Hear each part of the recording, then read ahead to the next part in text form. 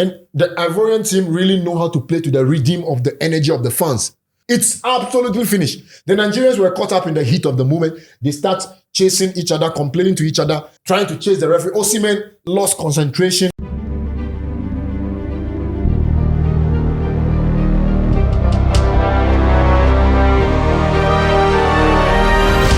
We are back again on your phones, on your iPad, and whatever device you're watching us on. This is Sports Arena. My name is Anakwa Milabi. Finally, the AFCON has ended. We all know who the winner is. Ivory Coast won against Nigeria 2-1. And of course, we are happy.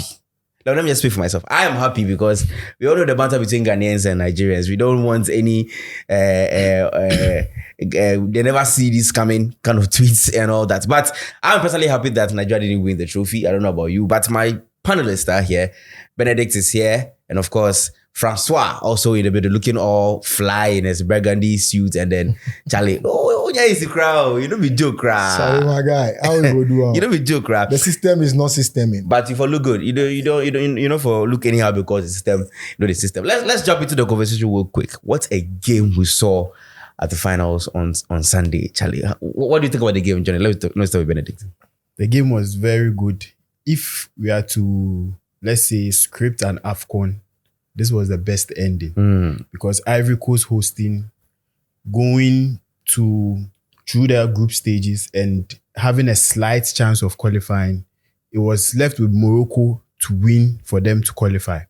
And going through the process, sacking their coach, bringing in a coach with no experience at that level and taking them through to the final. Even after the first half, when they were 1-0 down, I was just sitting down and looking at the game and I'm like, no, it's the end. Because we know Nigeria to be a nation, when they go a goal up, they are to defend to the end. Yeah. So Ivory Coast coming in the second half, making sure that, okay, they're going to make everybody at the stadium happy by scoring, not even going into extra, but ending the game in 90 minutes was very fantastic. Francis, who was your player of that particular game before we come to the player of the tournament? Yesterday, the final? Yes, the final. I think Adingra, the Ivorian chap sporting number 24 jersey, has been brilliant in the matches that he has played for them. In some of the matches, he had cameo appearances, but especially he started lighting up the occasion when he had the opportunity to come in to the game against Mali. Yeah. In that game, they were basically chasing the game 1-0 down. He came in about 84th minute and he scored on the 89th minute. And if you look at when Hala flicked the ball, the way he took the ball into his stride, weaved his way through, blitz past some people, get the ball to Kessié. Kessié slide the ball through, the ball ricochet back to him. And the vision at which and the composure at which he finished that one against the Malians speaks volume. And from there, you could talk. One thing that people don't really know about Dingra, he plays in the English Premier League for Brighton and Hove Albion. Yeah. So it's like people don't really know much about him. He's a good player. He came through the Ghana Right to Dream Academy. He's teammate of Mohamed Kudus and co. So yesterday, he really ran down the show. He made Ola Aina, the Nottingham Forest right back, look ordinary, especially in that second half.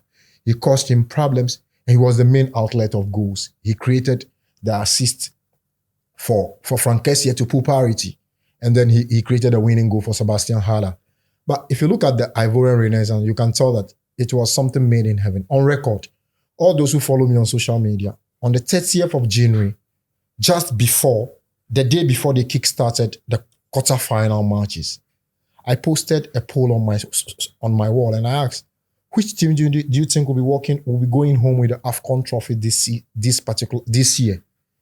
And I put a pin there and I said, my head tells me either Ivory Coast or Nigeria will walk away. Funny enough, both teams played in the final. Yeah. So I wasn't surprised that Ivorians, one thing about this Ivorian team to everyone, we should pick a clue from, is never give up in life. Because if you look at what happened, I don't think they'll ever have any kind of tournament or any atmosphere that will bond their country together like this AFCON. Yes, they've organized an AFCON for the entire African continent. You know, Ivory Coast has this kind of fascist kind of thing happening in their country. Bouaké is noted like a rebel territory. That's why they built Stade de la Paix, which is Stadium of Peace, as a monument for the country because the sitting president, Alassane Ouattara, is from that region. And the former president, Laurent Gbagbo, hails from where Drogba hails from. So in terms of the civil war, when they stopped, they need to put something there to serve as a monument for the country. If you look at their round of 16 game, because even before then, Ghana has to lose. Ghana need not win. 6 minutes to go, Ghana were leading 2-0 against Mozambique. Ghana bottled it. They crossed that hurdle. Then, in the last one, Morocco qualified already. They don't really need those points in their last game against Zambia. Morocco has to beat Zambia for them to qualify. Drogba called on the Ivorians to fill the stadium in Bouaké to support the Moroccans so that the Moroccans can win. I think the Ivorians, for them to do something that will last forever in the memory of Ivorian football, they need to pick a street in one of the most fashionable places in Ivory Coast and name it after Morocco, this Moroccan national team. But It's true because they've done yesterday's game, After their the captain was holding a Morocco. was holding the Moroccan flag. yes, That tells you that yes. they know that Morocco is the reason It's why like they are their winners or savior. champions is because of Morocco. I was actually thinking it's because Morocco will be hosting No, the AFCON Morocco next year. actually did them a favor to qualify because Okay. if had Morocco even played a draw, Ivory Coast would have packed and crashed out of the competition. But Morocco, is it Hakim Ziyech? Yeah, it was Hakim Ziyech. It was Hakim Ziyech that scored the goal against the Zambians and they qualified. And funny enough, the Moroccans themselves got kicked out of the competition in round of 16 against the South Africans. So if you look at this, you could tell that the Moroccans had they played a huge role in this particular competition for the Ivorians. So they should do something. I've seen streets in Ghana being named after people, like let's say Patrice Lumumba Street, the former Congolese president. He has a street here. We have Olusegun Obasanjo Street in Accra. There's Atamo Street as well. You see, so they should do something that will serve as something for them. But if you look at the tournaments, this is the first time in recent memory I've seen a country host a tournament and they have to roam around the country. After they play the first 3 matches in Abidjan and Alassane Ouattara, qualify as the third best placed team, they have to travel out of the capital. Went to Yamoussoukro, which is about 3 hours journey from the capital. Played in that game against the Senegalese. And look at the fighting spirit in that game. They conceded. They had to fight back deep again, overturn those score lines, beat them on penalties, qualify. From there, they've got to journey again to Bouaké of all places.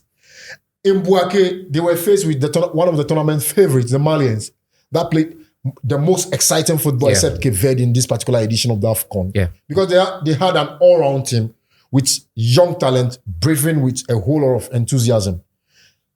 As early as the 38th minute, Kuson, one of their finest centre-backs, got red carded. Then, out of that red card, penalty against Ivory Coast. Fofana, the goalkeeper, stood tall, pulled a brilliant save, went into the first half 0-0, came back, conceded a goal. Ivory Coast conceded 10 against 11 for about 75 minutes. 120 minutes grueling football against this kind of blockbuster guys in Mali. They managed, stuck together as a country. The unity was there. The 12 man played a huge role in that particular victory in Bouaké. Got the equalizer on 89th minute through Adingra. Dragged the game into extra time. 120 minutes. They added 1 minute. Out of nowhere, ball got flighted into the air. Hala heads down. Ricochet back from Frank Kessié. Yes. Hit someone, bounced back to Fofana, the midfielder, hit with his weaker left foot. There was Niakite. Deflected the ball through the legs of the goalkeeper. That was it. They ended the game with 9 men. The whole thing looked like a scripted tournament. It's a script that was going in the favor And of you the see, I Ivorians. keep talking about it, and these are content that if you talk about it, the more you talk, the more the thing unfolds itself. So it's real. Then they qualify into the semi-final. From there, it was clear that the Ivorians were never going to take their foot off the pedal because the momentum shot up. And when they were coming back to Abidjan to play in the semi-final, we knew that the country were always going to be behind the team. They played against DRC. Sebastian Haller, who has never started a game in the tournament, started in the semi-final. Had guilty chances, missed some of them, and he managed to score the most difficult one by stabbing the ball onto the turf. The ball zipped off the turf, and the goalkeeper was of no existence. The ball hit the back of the net, and that was it. 1-0. There was no way back for the Congolese. They tried, they huffed and puffed, but they were not going to equalize that goal. Then in the final itself, it was clear that this is set for the Ivorians. Because they dominated. They In dominated the almost everything, final, yes. paused the final, Possession, everything, 1v1 yeah. battles, created the better chances, kept knocking. In the first half, I felt the occasion really got to some of the players. Because if you look at a player like Alain Masgradel, you look at Jean-Michel Seri, here I'll draw Ghana into this. Ghana should pick a clue from this. We should stop retiring our players before their time. Yeah. Then I'll go back to Mubarak Wakaso. In my eyes still today, Wakaso will deliver better for us than what we've seen from Baba Idrisu and Abdul Salih Same. Do you know that Max Gradel, Jean-Michel Seri, in the first 3 group matches, none of them played even a single minute. But when they had to reset the button, they needed to blend the experience with the youth. And they did that to perfection. And look at the substitution times. Yesterday in that game, the captain of the team, Serge Aurier, he got a yellow card in the first half. Then the coach never wanted to take any chances because he knew that in this tournament, the refereeing decisions are spot on. When you're supposed to be sent off, they'll send you off. He held him over and then brought on Single. Look at the ball Single played from the quarterfinal into the semi-final, into the final. Yesterday when he came on board, he gave a 5-star performance. He basically put breaks there. No one was... Chukwueze was of no existence. They brought Kelechi Iheanacho. He was of no existence. Then he looked at the thing again. He held over Alain Max Gradel, and I was like, what is he doing? He brought on Yakite because he needed someone that can stretch the game. Of the pace, yeah. And the pace of that young man, 20 years, who played for Stade Rennes in the French league, he basically stabilized the right side of his midfield and defense. And from there, they kept probing. And then they find out that the main outlet, the dangerous man on the pitch, happens to be Adingra, who is a right-footed player, but has been shifted to play on the left wing against Ola Aina. So he's always going to attack the weaker foot of Ola Aina. That's one thing that people don't know. Anytime he gets the ball, he steps over, drag the ball to his weaker foot. Then he has the whole space to be able to curl the ball back. And the kind of assist he gave to Frank Kessié, he gave a similar assist to Kessié, which Kessié didn't have enough power behind the ball. Just after 2 minutes, he had the opportunity and he duly scored. People will blame the Nigerian goalkeeper, but the ball, if you are a football fan or you play football before, when the surface is wet and the ball hits the surface of the distance, it's slippery. So when he hit the ball onto the turf, it was always going to be difficult for the goalkeeper to deal with that. They got the equalizer. At that time, the entire stadium, their tails were up. The commentator said you can't hear anything in the stadium. It was all cheers and cheers, noise. the shouting, the hooting and everything. At that time, the country and the Ivorian team really know how to play to the rhythm of the energy of the fans. And look at how they went about the second goal. It's the build-up from the midfield to Adingra again, took the ball to the byline, perfect weighted cross into the den. Trust Ekon, body to body frame, he was right there with Sebastian Haller. But if you have a goal poacher instinct kind of a striker who is ruthless and leader, clinical in front of goal, you give him such balls, you will always think smarter than the defender.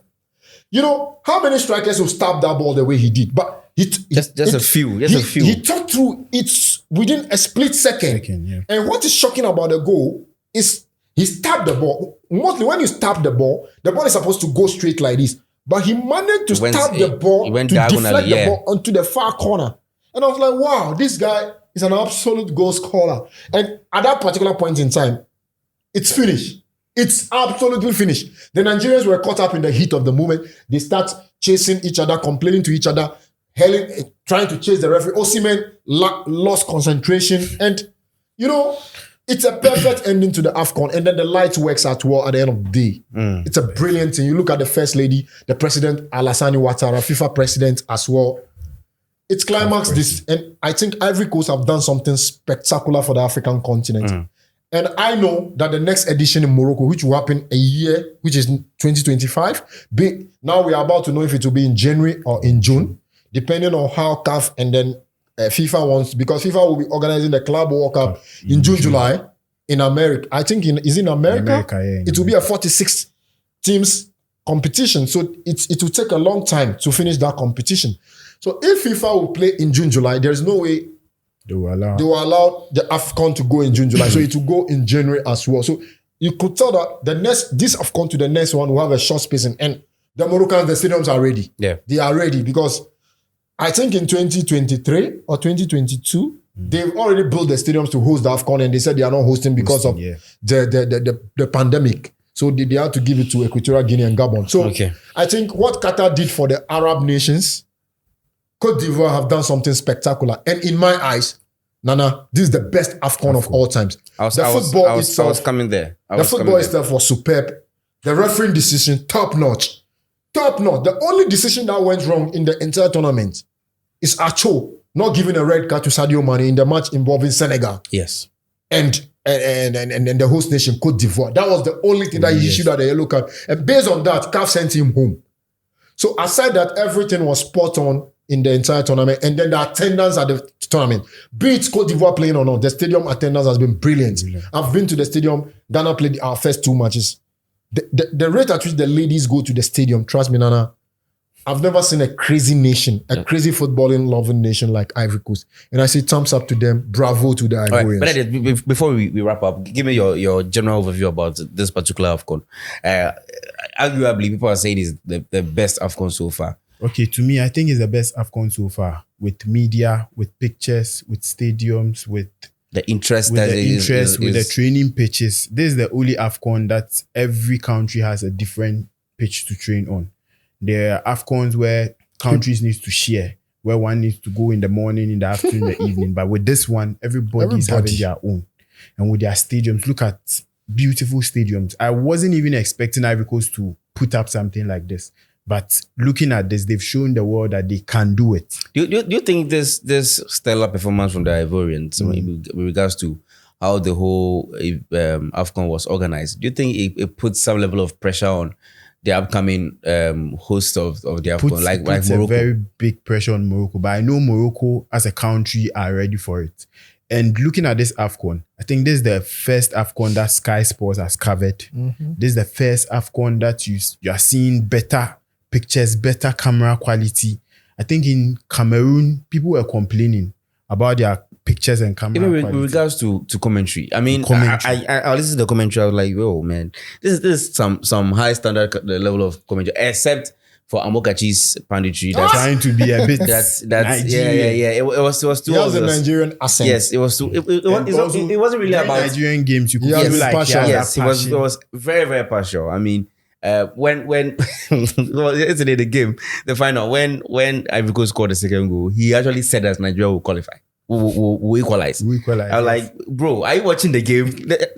And it was so partial. With the officiating. Yes. I think since VR came in, this is the best tournament that has had like a full tournament with even host nation suffering VR decisions, like their game against Nigeria. Yeah.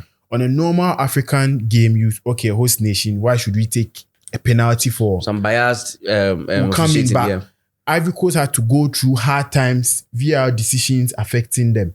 And I see like the world should look at this and know that Africa, though we didn't bring this VAR thing, but Africa has implemented it in a way that the world will learn from it. And this guy, don't forget your man, Gary Neville. He said the use of the VAR in this particular edition of the AFCON, it's like CAF have invented VAR, because they've implemented it to perfection. Yeah. And let's give kudos to the refereeing department of CAF.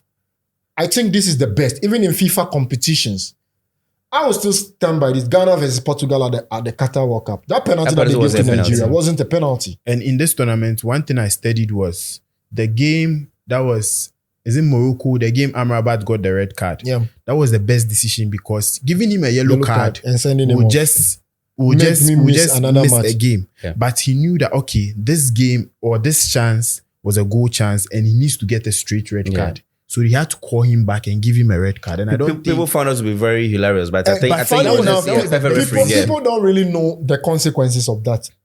If you take a red card in African Cup and then you get out, it will affect you in the FIFA World Cup qualifiers, but it will affect you in your next African Cup of Nations qualifiers. So the reason why it was brought back was it was a straight red card. And the ramifications of that is that the next competitive games that Morocco will play, he will serve 2 matches banned. But if he had gone out with the second yellow card, even though it was a red card in that game, he would have just missed one game. So that's the clarity on that particular point. And the officiating in the AFCON itself, we can't ask for a better officiating. Like you were saying, The host nation had a penalty call against Nigeria in their second group game. They lost that game. Ivory Coast lost the game.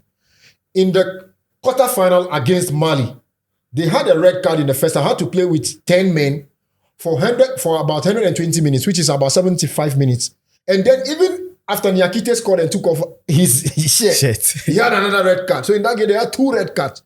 So I think it's been brilliant. You can't ask for something better than this. It's been absolutely brilliant. And as a football fan, you can just watch and you'll be wowed by the scenes around you. Great. We're looking forward to seeing the next AFCON in Morocco. But if you're watching us right now, drop a comment. So let us know your best highlights in this AFCON. My highlights would definitely be the Richard Ofori.